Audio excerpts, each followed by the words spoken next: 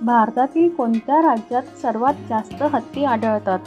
A. Tamil Nadu, B. Uttar Pradesh, C. Kerala, D. Karnataka.